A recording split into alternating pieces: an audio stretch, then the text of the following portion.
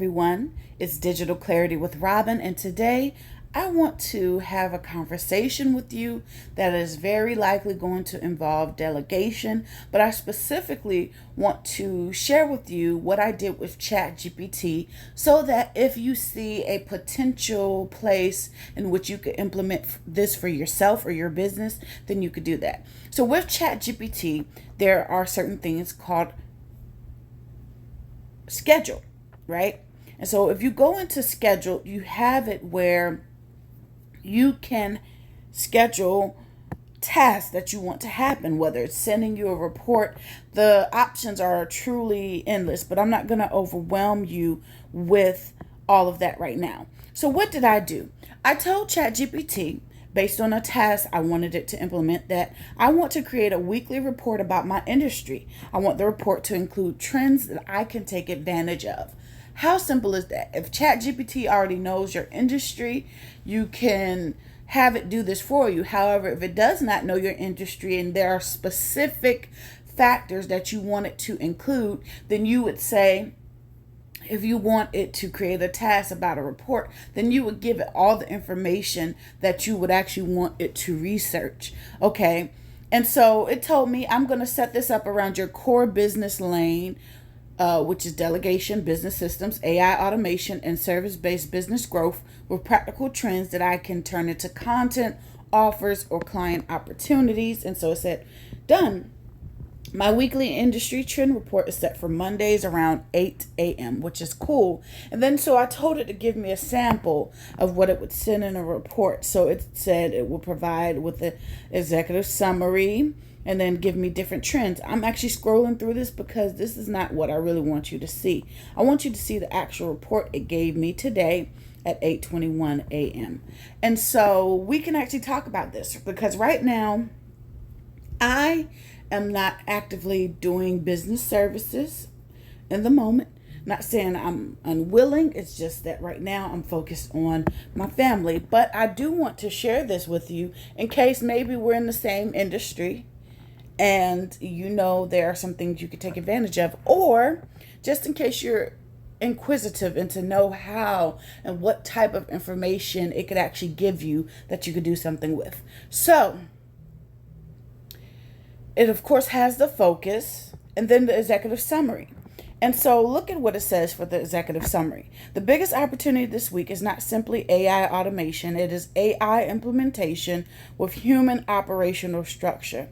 Small businesses are adopting AI quickly, but most have not truly integrated it into their daily operations.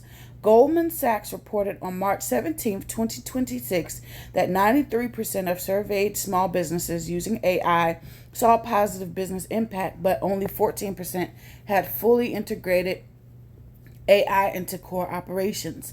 That gap creates a strong opening for Delegate Today, or insert your business name if we're in the same industry, to position itself as the bridge between I bought the tool and my business actually runs better. And so the strongest market angle this week is business owners do not need more apps. They need workflows, delegation, structure, automation strategy, and someone to help them turn scattered tools into repeatable systems. And that all makes sense in what is actually needed by majority of business owners, right? Because you could have a whole bunch of tools, you could have all of these things that look good when it comes to what you have access to. However, if you're not taking it and using it to implement what you need in your business, then you are wasting your time and you are wasting resources. I see it way too much that people feel like, oh, I need this, I need that. And what you actually need is strategy. You need a clear plan on how you're going to implement something and make it work to do what you need it to do. All right, but I'm going to get off of my horse here with that. And it's not a high horse because it's the truth. So let's look at what it says for top opportunities this week. AI adoption is high, but AI integration is still low. Okay, so what's happening? Small businesses are investing in AI tools at a fast pace. SBE Council reported in April 2026 that 82% of small business employers have invested in AI tools, and medium small business is using 5 AI tools or planning to add more. And so Goldman Sachs also found that 73% of small businesses say more training and resources would help them successfully implement AI. Why it matters. This is the perfect opening for a service that is not framed as AI training, but as AI business implementation. Many opportunities. Yeah, that's right. Many opportunities. Many entrepreneurs have ChatGPT, Canva, AI, Zapier, CRM automations, email tools, and scheduling platforms. But they do not have a connected operating system. That creates overwhelm, duplicated work, messy handoffs, and inconsistent client experiences. Trend to take advantage of. Position Delegate today as a service that helps entrepreneurs answer, where should AI fit in my business, and what should still be delegated to a human? Client pain points to speak to. So actually, let me pause for a second and go back to that last point of question, which is where AI should fit in their business and what should still be delegated to a human. I believe that if an entrepreneur can delegate, right, they delegate to AI, but they have a person always managing the AI they have delegated to. The reason why I say this is because you have to ensure that you have human hand in a lot of the business things that you're doing, because AI sometimes gets it wrong, and you don't want to have to be in a frenzy about something going wrong because you didn't take the precautions to have someone who could manage it for you. As well as, I would suggest, based on my own expertise, is the person that you have managing a particular aspect of AI usage in your company, they should be able to also perform said tasks if ever the AI is not able to do it. So they shouldn't just be able to manage, like as in just oversee, but they should also be able to fix it if it gets broken. That's very important. And if you can budget for that, then that's good. But also, because you are delegating to AI, the upfront cost may be a little bit higher, but to have them manage it would be, more affordable than having them on like full time or whatever the case may be. So you want to consider those types of things when it comes to delegation. Okay. And so client pain points to speak to as we get back to some things that you can speak to if you are in the delegation industry. Business owners may be thinking, I have AI tools, but I'm still doing too much manually. I do not know which tasks to automate, delegate, or keep. My systems are scattered across too many platforms. I am paying for software that my team barely uses. Okay, so content ideas. Buying AI tools is not the same as building an AI-powered business. Carousel ideas. Automated, delegated, or deleted. 10 tasks every CEO should review this week. Short video idea. 3 signs your AI tools are creating more chaos than clarity. So, I am giving some golden nuggets here to those of you in the same industry as me. So I hope that if you are watching this, you actually say, I really should implement what she's talking about, because she is sharing some good stuff that she utilized AI for to get her. And so, offer idea. Create a simple entry-level offer. AI plus delegation workflow audit. Suggested deliverables. You could review current tools. Actually, you know what? Go ahead and read the screen for yourself. All right. Did you read it? Good. Let's continue. A part of the report shows number 2, which is AI agents are moving from hype to workflow execution. So what is happening? McKinsey's latest global AI survey reported that 23% of organizations are already scaling agentic AI somewhere in the enterprise, while another 39% are experimenting with AI agents. Microsoft's 2026 Work Trend Index also focused heavily on agents, human agency, and the gap between what workers are ready to do with AI and what organizations are structurally prepared to support. And so, why would it matter for a company in the delegation industry? The average service based business owner does not need a fully autonomous AI employee. They need controlled, practical automations around repetitive work. And so this creates a strong opportunity to simplify the conversation. Instead of selling AI agents, sell AI assisted workflows for real business bottlenecks, which is, to me, this is, like light work. And I say that because it makes sense since I've known about it last year, right? However, for many of you who might watch this as brand new, it's becoming clear to you now. So I don't want to take away from your moment in understanding that, right?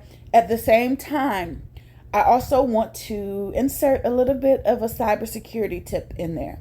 So typical autonomous agents run in a browser, right? And they have access to your computer. Okay.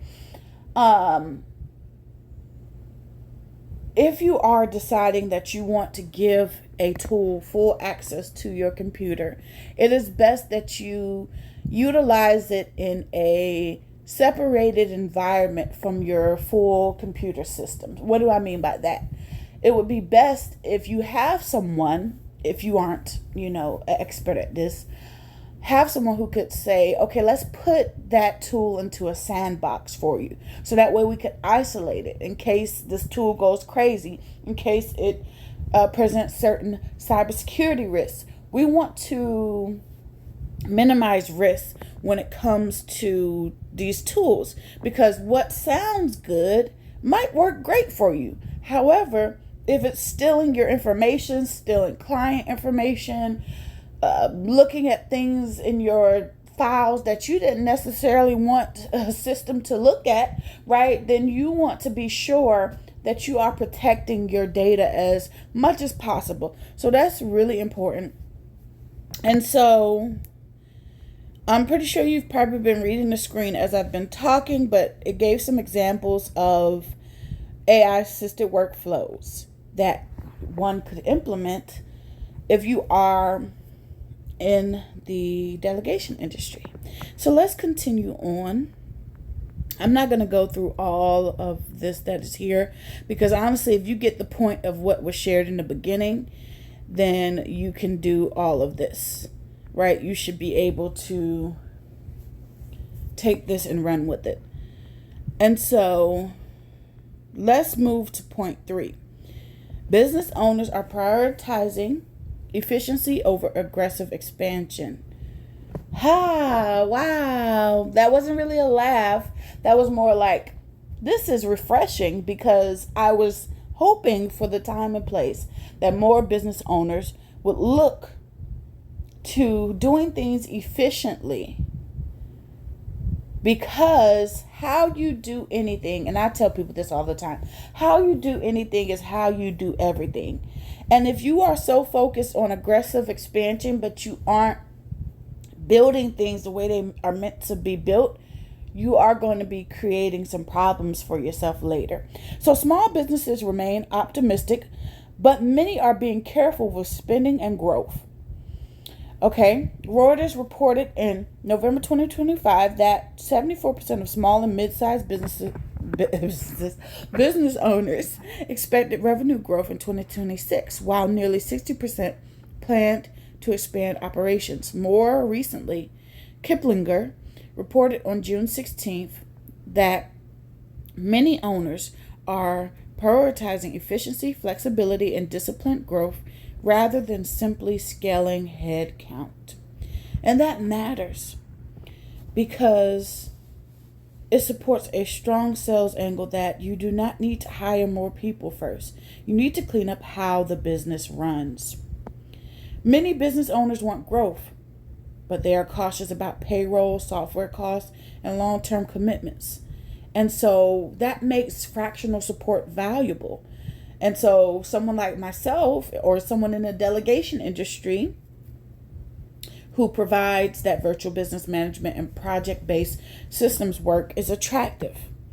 And so the trend to take advantage of in this moment is sell operations support as a way to grow without bloating the business. And so business owners, they want to cut some costs, right? Things are so expensive these days. And hiring a full-time employee is attractive when it's attractive. However, if they are working to build to that, then having someone who could help them get to that sooner by optimizing what's already there, making what's already there more efficient is amazing. And there is a need for that. Absolutely. So I'm going to scroll past this part again because you get it, like a trend to take advantage of and all of that. Something I might do if you've actually watched this far, I might actually take this report and drop it into somewhere where it can possibly create a document, and I might share it. I might just put it in like a Google Drive link or something like that and let you retrieve it. But that, I'll determine that, and by the end of this video I'll confirm whether I'll do that or not. Because right now, if you're watching this, yes, I could say, I could put up a landing page and give you this weekly reported resource and all of that. And I may do that, but I also may not do that. I might just say, here, take this. And in the future, I could automate that more better. But in any case, let us continue. Point 4. Workflow automation is becoming non-negotiable. So what is happening? Zapier's 2026 automation data shows that marketing, IT, and project management are leading areas for AI automation usage across workflows. And more than 90% of RevOps teams use automation. Zapier also notes that automation has moved from novelty to a standard part of business operations. And so why does that matter? Because it is directly aligned with my business systems and delegation work that I do. The opportunity is to help service-based entrepreneurs automate the repeatable parts of lead capture, discovery call, reminders, proposal delivery, invoice reminders, client onboarding, project status updates, testimonial requests, referral follow-up, content repurposing. These are things that are all exceptionally important when it comes to having a business that runs more efficiently. Something that I have to put out, and I'm sighing like that because I've created quite a bit that I am looking to launch later in the year. And I think that it's quite important that we have clarity on what business owners actually need. Because as the business grows, a lot of the needs still remain the same. It's just at a bigger scale.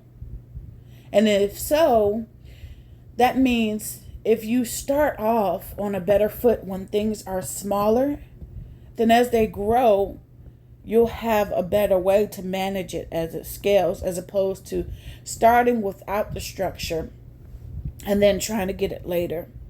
It tends to be a little bit messier. Not saying that it can't happen, but it tends to be a little messier.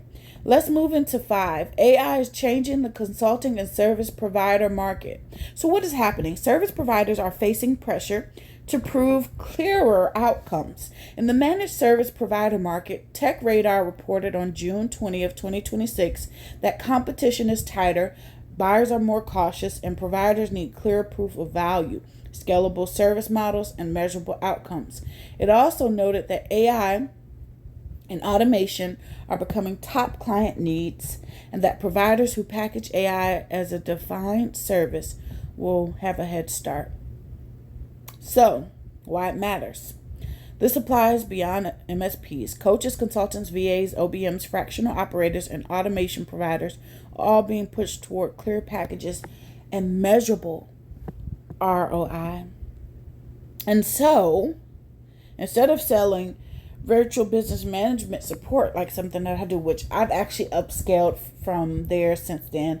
And so ChatGPT is giving you all some old news as far as exactly the work that I've been doing, but I haven't talked about it much as far as with ChatGPT. But anyway, let's continue. So instead of selling virtual business management service, VA service, all of those things, you could sell the point of reducing owner bottlenecks, streamline client delivery, and recover 5 to 10 hours per week. Instead of selling automation setup, sell stop losing leads and reduce manual follow-up. And we're going to keep on scrolling past all of that. So recommended moves for this week. Priority 1, launch or test an audit offer. Priority 2, create content around the AI tool overload problem. Priority 3, build one signature framework and use that repeatable framework in content and offers. Here is a workflow filter that it gave me for Delegate today. And if you are in business, if you are even in the delegation industry yourself, you should have recurring tasks in one of these 5 categories. 1, delete. If it does not need to be done and you keep doing it, delete it. Let go of it. Too many of us are holding on to tasks and things in business that are not actually moving the needle of the business forward, and we wonder why we're not making progress. I always use this quote, and I remember somebody saying it years ago.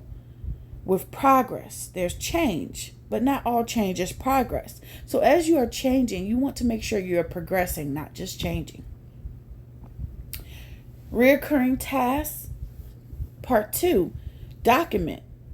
So if you have a task that's happening over and over again that you know it needs to get done, then it needs a SOP, a standard operating procedure, which means you document it, and it's now a process that if anybody were to say, hey, how do I do XYZ? You could show them this standard operating procedure, and now they could do it.